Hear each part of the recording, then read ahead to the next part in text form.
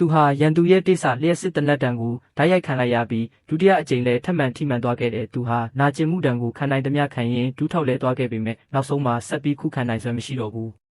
ဂျင်မန်ကသူတို့ရဲ့ထောင်ချောက်ထဲကိုတက်တက်ကြီးဝင်သွားပြီးလေဘီလာအဖွဲ့အစည်းရဲ့ဖန်ဆီးခြင်းကိုခံလိုက်ရတယ်။အရင်ကသူရှုံးနိမ့်ခဲ့တဲ့ရန်သူတွေကသူ့ကိုရက်ရက်ဆက်ဆက်ပြောင်းအောင်ကြတယ်။ဒါပေမဲ့သူတို့ကဂျင်မန်ရဲ့တကယ်ဆွမ်းအားကိုအလွန်မင်းရှော့တွက်မိနေကြတယ်။အဆောင်တွေထွက်သွားပြီးနောက်သူကသူ့ရဲ့အလွန်အားကောင်းတဲ့ခန္ဓာကိုယ်မှာကြောမှုကိုအသုံးပြုပြီးတန်ကြိုးတွေကနေဆောက်ထိုးပြီးသူဟာအောင်မြင်စွာလွတ်မြောက်သွားခဲ့တဲ့ရန်သူတွေသတိထားမိတဲ့အခါအချိန်မမီတော့ဘူး။အဆောင်တွေကတနက်တွေနဲ့အပြေးဝင်လာကြ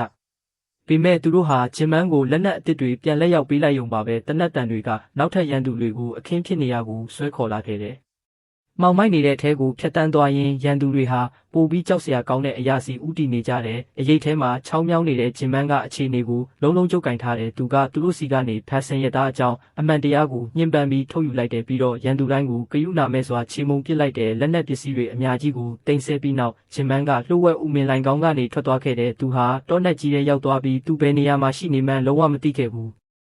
ဂျင်မန်လွတ်မြောက်သွားတာကိုသိရှိလိုက်တဲ့ဘေဘီလာအဖွဲ့ရဲ့ကိုယ်စားလှယ်ကဒေါသအလွန်ထွက်သွားတဲ့ထိန်းချုပ်မှုကိုပြန်ရဖို့သူမကသူတို့ရဲ့တူရှူဖတ်ဆန်ကိုသူ့အစီအစဉ်ကိုအသက်သွင်းခိုင်းလိုက်တဲ့သူတို့ကသတင်းအမှားတွေဖန်တီးပြီးဖတ်ဆန်ရဲ့သားတီနေရကိုလူတက်ကယ်ဆယ်အဖွဲ့အစည်းပေါက်ကြားသွားအောင်လုပ်လိုက်တဲ့ဖတ်ဆန်နဲ့မင်းဝေးတို့ဟာကယ်ဆယ်ရေးမရှင်ကိုထွက်ခွာသွားကြတယ်မင်းဝေးကသူ့ရဲ့လုပ်ဖို့ကိုင်းဖက်ဟောင်းကိုအပြည့်အဝယုံကြည်ထားပေမဲ့တစ္ဆာဖောက်မှုကသူမကိုစောင့်ကြိုနေမှန်းသူမမသိခဲ့ဘူးမင်းဝေးက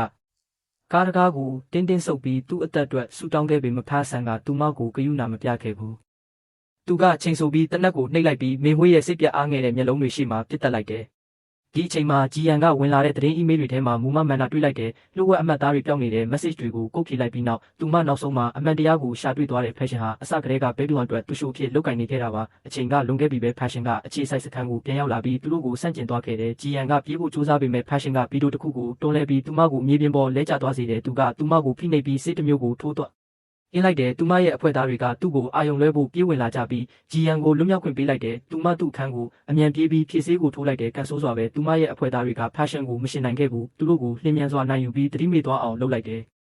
ဖက်ဆန်ကအခြေစိုက်စခန်းရဲ့လုံခြုံရေးစနစ်အားလုံးကိုဖျက်ဆီးပစ်လိုက်တယ်စောင့်ကြည့်ကင်မရာတွေနဲ့ဝင်ထွက်လမ်းကြောင်းအားလုံးကိုပိတ်ပစ်လိုက်တယ်ချက်ချင်းပဲဘေဘီလွန်ရဲ့လက်နက်အပြည့်အစုံတပ်ဆင်ထားတဲ့တပ်ဖွဲ့တွေဟာခံစစ်မဲ့ခြေစိုက်စခန်းတွေကိုတန်းစီဝင်ရောက်လာကြတယ်ဂျီယန်ကသူမအဖွဲ့သားနဲ့အတူထွက်ခွာဖို့ထိန်းချုပ်ခန်းကိုအပြေးသွားပေမဲ့ဖက်ဆန်ကသူတို့ရဲ့လမ်းကိုပိတ်ဆို့ပြီးပြေးလွှားဖို့နေရာမရှိအောင်လုပ်လိုက်တယ်ဂျီယန်ဟာတစ်ချိန်ကသူမကိုအရာရာတင်ပေးခဲ့တဲ့ဒီလူကိုတနက်ချိန်ပြီးပြရတော့မယ်သူကသူမအတွက်